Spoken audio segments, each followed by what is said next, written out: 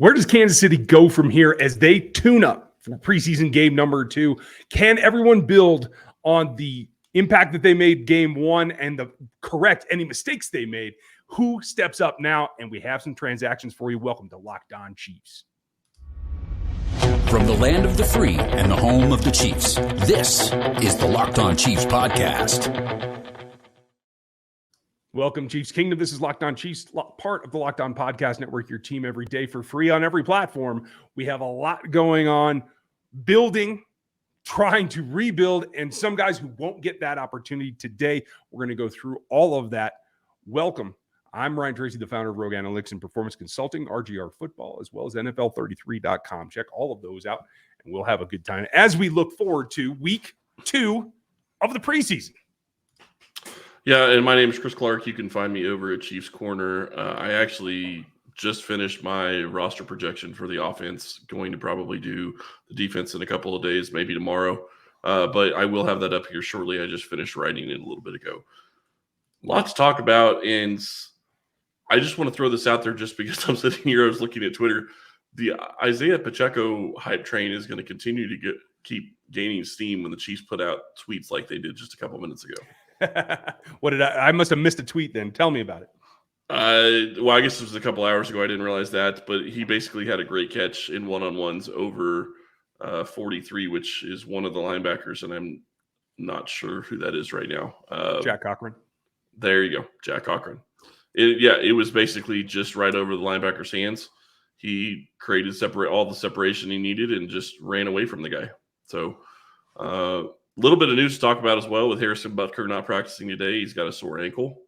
Yeah. We'll talk special teams coming up. We'll talk who's not on the roster anymore. But I want to concentrate. I'm glad you brought Pacheco up. Let's concentrate on who put enough foundation that they have a shot to actually change their outcome when it comes down to the final 53. There have been a couple of cuts, folks. We're going to talk about that coming up here later. But Pacheco's at the top of the list, right? In performing the way that he did in preseason game number 1. And the Chiefs getting him out of there and letting the others take the backup snaps. I think he's done nothing but up his stock at this point. And one-on-ones against linebackers, the running back ought to have the advantage there, to tell you the truth. That doesn't really change much, but I think his game performance still does. Andy seems very high on him. And do you see a scenario where it could be CH and Pacheco as your 1-2s, and then you have the veterans behind him, particularly McKinnon? Way to just steal my thunder with what I was writing in my article. So sorry. It's fine. No, that's actually exactly what I see happening. If they keep going with this, going this way with Pacheco, I could see Pacheco possibly being a starter at some point this season. Clyde has not been the healthiest running back in the past, so it is possible he will get injured. But it's also possible that if Pacheco is a guy that they really, really like, Clyde hasn't been what you would hope that he would be. So it's not going to shock me if they decide to go a different direction. I would hate to see it. And I'm not saying that they're going to, right, but it would not shock me. Well, and I think this is the key for me. We understood that he was explosive. We understood that he survived contact well in college. That was in our initial eval. But what he's been able to do, particularly in catching the ball, I think has been the big boost. And the fact that he seems to have, I think he has better vision now than he did in college as well. And those are the two things that separate where he is. Not only that, but he's also being talked about in pass blocking drills. So he's very willing there. He seems to be picking that up. And that's huge. That's extremely huge for a rookie. If he can pick that up and he can put himself in a position where he can be on the field when they're going to throw the ball and he doesn't have to always be out in the pattern, that's huge. And I cannot emphasize enough how big that could be for this team. And the other part of it that I think that this gives you the ability to do is maybe you have some scenarios where Pacheco and Clyde are on the field at the same time. Yeah. He can be shifty like a wide receiver at times. Pacheco can. So no reason why you couldn't run a wishbone and maybe, motion him in or out. Clyde, Pacheco, Sky on the field together. I mean, the options are limitless there. There's so many things you can do, and that opens up the RPO game too. When you do have big wideouts on the outside with that kind of personnel group, there are a lot of combinations there.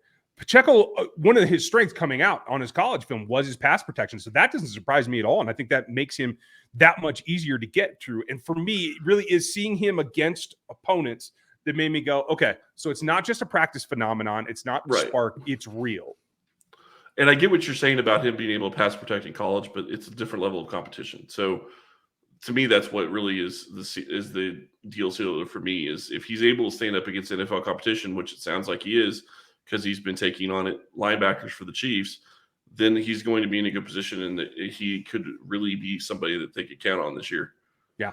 The other guy that I think really stood out in terms of solidifying himself with more of a chance to get more reps with ones, but maybe with twos now, is Josh Williams. Unfortunately for him, but fortunately for the team, he's done a great job. But Rashad Fenton is back. He is back on the practice field as of today, folks. Rashad is going to be one of the top 3 corners. It's really not much of a question. It was a question of when he would be there. And he stepped right in. Yeah, that's all exactly. I was going to say. I just want to point that out. He stepped right in and became one of those top 3 corners immediately. So that doesn't shock me, and I think that's a good thing for this organization. I thought Williams played well. So for Finn to step in, they obviously have a lot of faith in him, and I think it's founded. I think he's played well when given the opportunity. With Rashad back and with Josh playing well, that leads to the demise for someone else. We're going to talk about who's parting ways with the Chiefs coming up here later. But first, I want to tell you about something that I just started taking as part of my daily routine a couple months ago and really, really love it. It's made a big difference in how you feel going through the day. It is our newest partner. It is Athletic Greens. AG1 is the product that you want to check out because it gives you everything that you need. 75 high-quality vitamins, minerals, whole food source superfoods, probiotics, and adaptogens. It does everything from improving digestion, gives you more energy. It's super simple to add to your diet and get into your routine. And that's honestly the number one thing in making sure that you do that over and over and over and make the commitment to changing that. With all those additions, the super micro habit that has big benefits is AG1, and we're helping you out right now. Right now, you can reclaim your health and your immune system with convenient daily nutrition, which is just 1 scoop in 1 cup of water. Give it a shake, and you're good to go. I do it right next to my morning coffee, and that helps a ton. No need for a million different pills or supplements or whatever you're going to do to try to ingest what you need. Super drinkable and super easy. It has like a tropical flavor that I enjoy. I think that makes it a little bit easier as well. And to make it even easier, Athletic Greens is going to throw in 1 free year supply of the immunosupporting vitamin D complex that they have and 5 free travel packs with your first purchase. All you have to do is go visit athleticgreens.com/NFL network. Yes, not that NFL network, but our NFL network. That's athleticgreens.com/NFL network to take ownership of your health and put up the ultimate daily nutrition exactly where you need it for your health and your insurance. Now, some guys are on the way up. Some guys are having some trouble. And a guy that I thought was going to be in the mix to be that 3rd, 4th kind of corner based on his previous experience in the league, and honestly, defending Travis Kelce, specifically defending Travis Kelce. Yep. Lonnie Johnson was a guy the Chiefs traded for, so they had a belief. Brett Veach thought that he was going to be can come in and make an impact. The combination of Fenton being back and Josh Williams playing well, and honestly, and that's not to forget Jalen Watson, who I thought played very well in his first outing as well. That all made Lonnie Johnson expendable, and unfortunately, he didn't get to the point that I thought he was going to get it. And I think that the front office has to be pretty disappointed as well. I'm sure they're disappointed, but they only gave away a conditional pick, so I don't think it's going to even cost them anything at this point. It was conditional, I'm sure, on him making the roster, and obviously that's not going to happen at this point. So I think that they'll be okay. You know, you start looking at all the different players that are going to be on this roster with this organization, and I had a hard time doing my offensive side. I haven't even started the defensive side and starting talking about the DBs. That is going to be a pain to get through and trying to figure out where they're going to keep. Are they going to keep 6 CBs? Are they going to keep 5 safeties? What are they going to do? That's a big question, and we're going to have to get it figured out. I will have a guess, like I said, in the next couple of days on that. But you look at it from the perspective of Lonnie Johnson, and I agree with you. I thought that he was going to step in, and I didn't think he was going to be a starter, but I thought he could be a 4 or 5. Mm-hmm. And obviously that's not the case at this point. So he's gone, and they've moved on. They're going in a different direction, and they made a couple of other moves. They released Omar Bayless. They released Evan. I'm just going to say Evan K. He was a tackle. Sizer check yet. Okay, thank you. and wide receiver Gary Jennings, I apologize, not Greg. But they also signed Danny Shelton. And I want to point out the Shelton signing because he already made an impression with the team, or at least with the reporters, because it was said that they sent a guard, a center, and a tackle at him, and he stood up to all three on the same play. So grown man strength, not surprising with Danny Shelton, but still. Now, Danny's comes from a long line of very stout defensive linemen from the University of Washington, where Trent McDuffie played as well. Obviously, classes apart, so I don't think they played together or even met each other, to tell you the truth. Maybe Trent was being recruited when Danny was there. I don't think so. But anyway, just standing up to that, like you said, at 345 pounds is something that Derek Nottie does well. But clearly, Shelton demands more attention and is able to withstand that. That changes what a team can do in what we've seen is one of the weaknesses over the last couple of years when passing isn't going and they try to cram the run game down the Chiefs' throats. This changes things dramatically. I don't expect him to be a starter. I still expect Derek Nottie to start. But he's a guy that comes in, gives good relief snaps, can play on first down, and you can keep Nottie, I think, fresher. And if you do get the Tennessees, or I think Buffalo might try to run harder at the Chiefs this coming season as well, that gives you a lot of options on that D-line. No, it definitely does. And I think that, in jumbo packages against the goal line, I think that this is another place where you're going to see him be used. And honestly, I'll say this. I would not be shocked to see Chris Jones come off the field for Danny Shelton at some point if they're going to more of a jumbo look on defense. I could see Chris Jones be on the field just the same with 3 DTs instead of just 2. But it would not shock me to see Shelton go in there for those types of specific plays if they're coming in trying to look like they're going hard. Changes your bear front if you can put a big man in the middle. And yeah. And Spags will go to that from time to time. Not near enough, in my opinion. But especially short yardage. Sorry. Absolutely. You're exactly down the rabbit hole that I'm going. So comings and goings from camp. This is just the initial cut down. They have 2 more days to release 2 other players as they have to get down to 85 here coming. So this isn't the last that we're going to talk about roster changes because there is this churn. This is just the beginning. But this is why what we're going to see change in terms of reps this week is going to be critically important. I think the young guys helped with making some of these decisions in the secondary group. I think it also is going to come very true that what you saw from the defensive tackle group is not the end of it. It's going to have to come down to who can be a 5th and a 6th pass rusher. I thought Herring helped himself, and I do think he should get more reps in game 2. We're going to see what we hear about that prior to the game. I think we might get a little hint. If not, we're going to have to watch very carefully about what the volume is for both Josh Kendo and Malik Herring. Well, and the other question is are they going to be looking elsewhere? Yes. Just because they brought Dunlap in doesn't mean that they're done. I mean, they could be looking to try to bring in another pass rusher if there's somebody out there that they think they can find a way to fit under the cap and can provide some kind of additional pass rush for this team.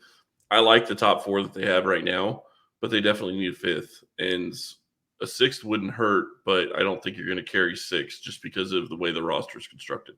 Yeah, that's looking kind of tough. I don't know. Right now, it's a premium position. Right. It's a premium position. If you find somebody that you just feel like you can't lose, then that's where you would use it. But they have so much talent at other positions. I mean, looking at the offense, it's hard to make cuts from, even the running back is a question at this point. I mean, Derek Gore played really well last year. I don't have him making the roster at this point. I mean, he played himself out of it in game 1, but unless he's able to do something in game 2, he was back at practice, and I do want to point that out. Mm-hmm. After leaving with the neck injury, he was back at practice. I think he kind of feels the pressure as well, knowing that he has to produce to be able to have a chance to make the team. But really, the reality is that he's on the outside looking in unless he can replace what Ronald Jones is able to do, which I think he has the body type and the build to be able to do it, because Ronald Jones didn't show much in game 1. Now, I get it. His offensive line wasn't great, but I would go cheaper if you could in that regard. Possibly. We could see Andy Reid flip it all on its head. We're going to talk about what we're expecting for next week's game, coming off the heels of this first outing here in a minute. But I want to tell you about our friends over at Elias Sports Bureau. You guys need to check these people out. They are fantastic when it comes to sports statistics. It is almost the start of the NFL season. I absolutely love this time of year. And I said this actually in what I wrote today, that this is one of the favorite times of the year for me because I get to start looking at the roster. I get to start figuring out who's going to be on the roster. And really, statistics plays into a lot of that. So I'm enjoying this as well. If you're into sports betting or fantasy, you need a competitive edge to win. That's why we highly recommend the Elias Game Plan app. Elias Game Plan is the only sports app from the most trusted name in sports stats, Elias Sports Bureau, the official statisticians of U.S. pro sports leagues, including the NFL. Their app lets you get access to team and player stats, head-to-head team comparisons, and Elias insights from the Elias Sports Bureau research team. This app really is your one-stop source for player news and league-validated player stats and team records, expert game analysis for betting, building your fantasy team, and impressing your friends. And perfect for the preseason, you get player previews to help you draft a winning fantasy football team, because everybody's looking to get that extra edge, and fantasy drafts are just right around the corner. Elias is the most respected research team in the industry. Quality information is key, so I'm glad they created this app for accurate data and important context. Take my advice and download the Elias Game Plan app today. With new features available all the time, take your games to the next level. The NFL season is right around the corner, so don't wait. Find Elias Game Plan in the App Store or Play Store today. My game plan.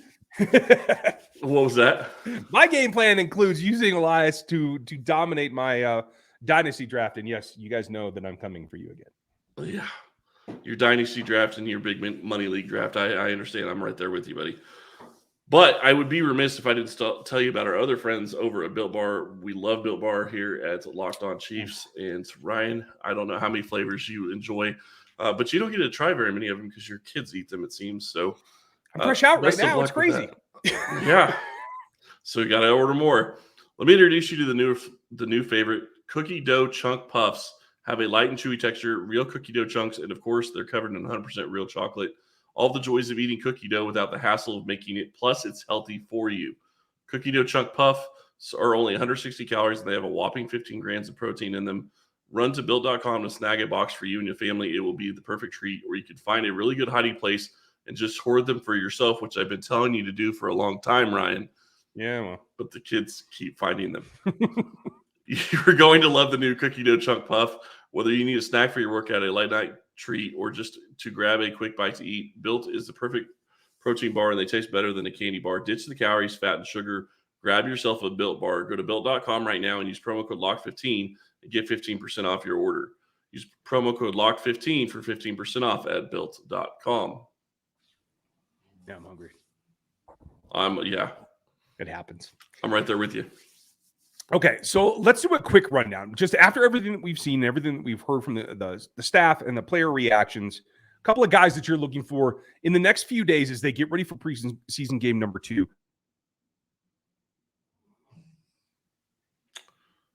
What guys am I looking? Sorry, you cut out at the very end of that comment. Guys that you think have an opportunity that they need to go seize.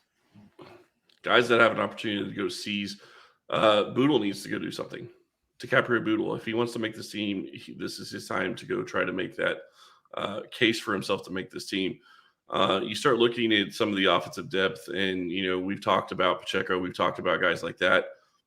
Noah Gray, I think, played a good game, but I think he still needs to have a better game and show more consistency in game 2. I'm not saying that he's probably going to lose his roster spot, but that's something that he needs to look at. Really, the guys that I think are the most important that need to go seize their opportunity is Jerron Christian and Roderick Johnson. One of those guys has the ability to make this roster. I don't know that both of them do. I could understand why they both would, but unless you're going to release Kennard, which I can't see the team doing because they didn't figure he was going to be there in the 5th round, the value was there. I think that they'd want to build with him, and I don't think they want to put him in waivers and give the opportunity for somebody to pick him up after cuts. It's a little bit different with offensive tackles and with offensive linemen in general than it is, running backs and wide receivers and corners, just because offensive linemen are so hard to find coming from the college level. So to me, Christian and Roderick Johnson have to take a step forward this week, and one of them is maybe going to play themselves into a job, and one may play themselves out. For love of all that's good, somebody's got to. They need a swing tackle badly in case of injury. Yep. This is critical. This is probably the most important development that we need to see over the next 12 days before preseason game number 3. There's a lot to be done there. I think the one that's kind of clearing up now is wide receiver at 5 and 6. I think Justin Watson and Fountain have all but secured those positions. I thought Bayless, who was let go today, might have enough spark that we've seen in camp to keep himself in the mix for a while. Evidently not. Josh Gordon, I think, was unimpressive for his level of experience in preseason game number 1. Corey Coleman, I think you have more to see there before he could maybe take over those last 2 spots. And Cornell Powell, I think, unfortunately, drops are still an issue, and I don't know that he's made enough move to really threaten for 5 or 6 yet either. No, and I agree with you on Powell. I wrote about that actually in my preview for offense. He had an opportunity. If he would have caught that ball, I think it wouldn't have been a huge play maybe, but that's his problem is he cannot continue to drop the ball. He was wide open and hit him in the hands. Yeah. It's something with your focus, and that's a problem you can't have in the NFL if you're trying to make a roster. Another guy that I think has a ways to go. I'm surprised at how little we've seen Jerry and Ely to this point. But I know think there's a reason for that. Tell me. No, I'm gonna actually say go look at Chiefs corner because I think that there's a reason for that one because I thought the same thing. I think there's a reason. I think the team's playing a little bit of a game there. Let's hope so, because I think there's a ton of potential there. I'd like to see just a glimpse of it. I know Andy doesn't want to give away a lot, so we'll see what's coming there. On the defensive side, I think we need clarity at the backup linebacker positions. A lot of folks down on Chanel, but he's got to get going, and I think that's something we're going to see this week. So we'll keep an eye on the linebacker spots and everything that we've talked about so far. Let us know what you think in the comments on YouTube, in the reviews on Spotify and Apple Podcasts. We're going to have more for you. Matt Derrick will be back with us as well. Do not miss this. A lot of momentum building up for the Kansas City Chiefs. Thank you for being with us today, and we will talk to you tomorrow.